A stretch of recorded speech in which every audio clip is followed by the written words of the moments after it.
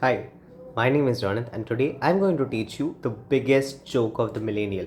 How does Mr. Tharoor speaks and how a normal person speaks? Or should I rephrase it? Now, Mr. Tharoor is a politician, a spokesperson in WHO, UNO, and many reputed organizations. Also, he is an author and impeccable speaker who has a great command of English and an impeccable vocabulary. In my initial days when I was learning English, he used to inspire me. He is my inspiration, and believe me, guys, after watching this clip, you will also fall in love with him. Just see the clip. India's share of the world economy when Britain arrived on its shores was 23%. By the time the British left, it was down to below 4%. Loom weavers, for example, famed across the world, whose products were exported around the world, Britain came right in. There were actually these weavers making fine muslin, light as woven air, it was said. And Britain came right in, smashed their thumbs, broke their looms, imposed tariffs and duties on their cloth and products, meant that the weavers in India became beggars.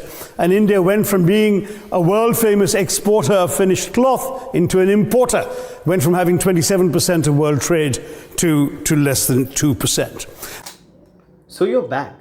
So I think you have already been convinced that how good the man's vocabulary really is. Now, this joke has been going on for years that Sashi Tharoor makes simple words sound so hard and tough. Like, I'm going to present you some proverbs in the video and some terms or words which Mr. Tharoor uses which are extremely difficult. Believe me, when I was learning English, it was like, walking up or climbing up a hill, like which is as tall as Mount Everest. For me, it was a feat. And still now, I haven't been able to achieve that feat, but in future, maybe I guess. Okay, let's start with the video without any delays. Oh, so you're back again.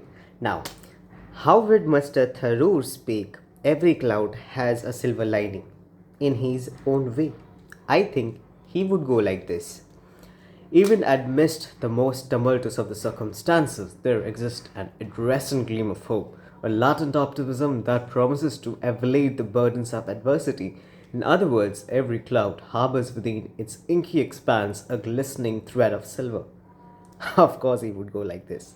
And if you understood anything, and if not, comment, I'll make you understand. Next proverb is a stitch in time saves nine. Okay, how would Mr. Tharoor would speak like? A timely intervention, however modest, can forestall the escalation of minor inconvenience in life. A single stitch, when applied with alacrity, may well spare one laborious task of nine. Okay, I think many of you didn't get it. Even I at first didn't get it. But as I said, comment, I'll make you explain. Okay, the last proverb. It is that in India it's very famous. Bandar kya jane adrak ka swad. Or how does a monkey knows the taste of a ginger? I think Mr. Tharoor would speak it like this. How could an unlettered Simon phantom the piquant flavor of ginger when it has never encountered the complexities of the zestful bite? तुम्हारी भी जली ना क्योंकि the thing is that these are such complex words like Simon phantom or piquant or zestful. Okay, and these are not everyday go words because Mr. Tharoor is a great author, and I believe myself when you are such a good writer, you should be a great reader. And Mr. Tharoor loves book. He has mentioned in many of his interviews that he loves to read books. And also one more thing which I find it, I don't know about other people, but I find it very amusing that many of us try to minimize our vocabulary. Yes, you heard it right. Many of us, we try to minimize our vocabulary so that the other person can understand us. There is no harm in it, but if you're not using English as a language, so how would you know the language? Because until and unless you speak the language, you would never know that how does it work, what kind of complexities it have, what's the pronunciation, correct pronunciations of certain words, spellings and stuff.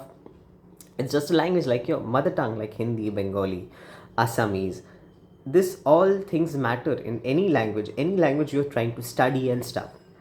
Until and unless you are trying to speak it on regular basis, you won't understand the language. And that's what I like about Mr. Tharoor here, because he doesn't gets concerned that the other person will understand the word or not, he uses the word. Okay, and then he will make the person understand that word. So it is giving the person also the knowledge. He's also utilizing it every day so that he doesn't forget it, and the right pronunciation, the right syllable, and all the things could go on. And I think Mr. Tharoor has got an impeccable career experience. What he is today, he has got an impeccable career, because I look up to him. Many boys of my age look up to him, and I personally think that Mr. Tharoor could go, like, can become the inspiration for millions and millions of people.